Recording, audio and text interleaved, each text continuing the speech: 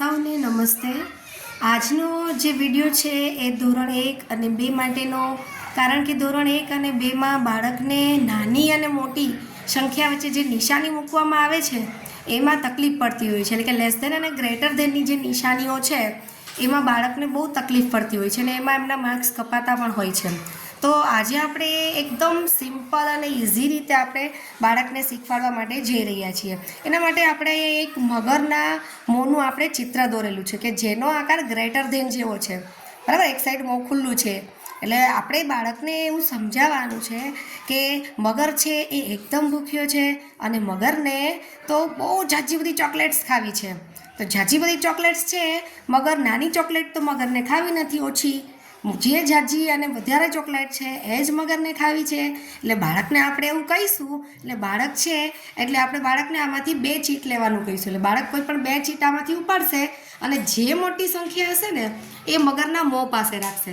એટલે એ જો મગરના મોંના આકાર એ ગ્રેટર ધેન વાળો સિમ્બોલ છે, એટલે બાળક છે એ ઇઝીલી વાર્તા દ્વારા કે રમત દ્વારા બાળક છે એ આ કોન્સેપ્ટ છે એ એકદમ ઇઝીલી સમજી શકે છે।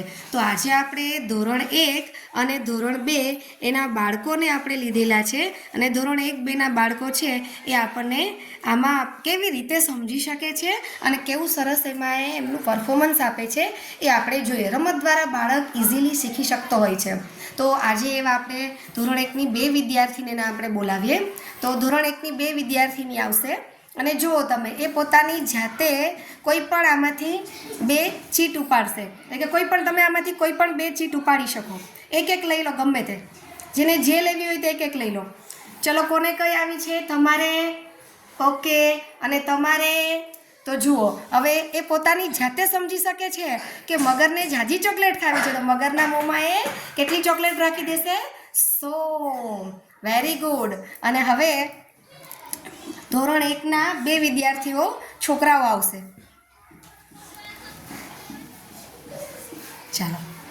ચાલો તમારે કઈ છે ભાઈ? ઓ, તમે પણ 100? કોઈ પણ લઈ શકો તમે 44। ચાલો, તો તમારે તો સીધું મગરના મોંમાં જ રાખી દીધું છે, શાબાશ। ચાલો, ધોરણ 1ની બીજી 2 વિદ્યાર્થીની આવશે। ચાલો ઝડપથી,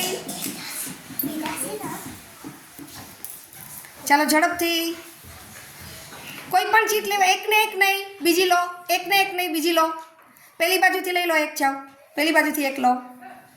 ચાલો બતાવો તમારી કરીનાબેન, ચીટ બતાવો તમારી 50 તમારે।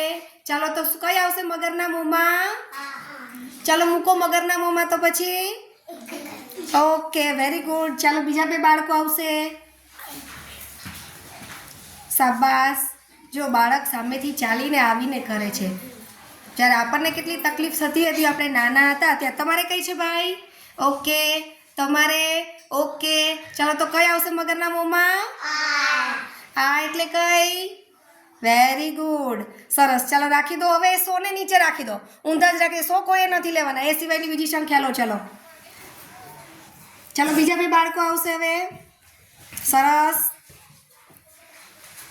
ચાલો, કોઈ પણ 2 લઈ શકો તમે, વચ્ચેથી બી લઈ શકો, છેલ્લેથી ને પહેલેથી નહીં। તમારે કઈ છે? ઓકે, તમે પણ પાછી 100 જ લીધી, ઓકે, એ મૂકી દો, બીજી લઈ લો, 100 ને બદલે બીજી લઈ લો, બીજી લઈ લો 100 ને બદલે કોઈ બી એક। ઓકે, તો હવે તમારે કઈ છે બતાવો સામસામે, એટલે તમને ખબર પડે। તો કઈ આવશે મગરના મોંમાં? શાબાશ। ચાલો, હજી 2 આવી જાઓ બાળકો, ઝડપથી, વચ્ચેથી ચીટ લો, વચ્ચેથી, એ નહીં, વચ્ચેથી, એકની એક નહીં લેવાની। ચાલો બતાવો તમારી ચીટ બતાવો। ઓકે, તો કઈ આવશે? જો બાળકો જાતે કેટલો સરસ નિર્ણય લઈ શકે છે, ઊંચું રાખો થોડું, શાબાશ। કેટલો સરસ બાળકો જાતે નિર્ણય લઈ શકે છે। તો આના ઉપરથી આપણે એટલું તો કહી શકીએ કે બાળક છે એ રમતા રમતા ઘણું ખરું શીખી જતો હોય છે। તો આવી રીતે જો આપણે વાલી તરીકે બાળકને જો રમતા રમતા આપણે શીખવાડી દઈએ તો બાળક બહુ સારી રીતે શીખી શકતો હોય છે। અને આ કોઈ વધારે મોટો ખર્ચો કરીને બનાવેલું છે નહીં, તમારી સામે તમે જોઈ શકો છો MS પેપર પર આપણે આ બધું દોરેલું છે, અને આ દોરવામાં બાળકને સંખ્યા જ્ઞાનનો પણ કોન્સેપ્ટ ક્લિયર થશે સાથે સાથે, અને નાની મોટી સંખ્યાનો કોન્સેપ્ટ પણ ક્લિયર થશે।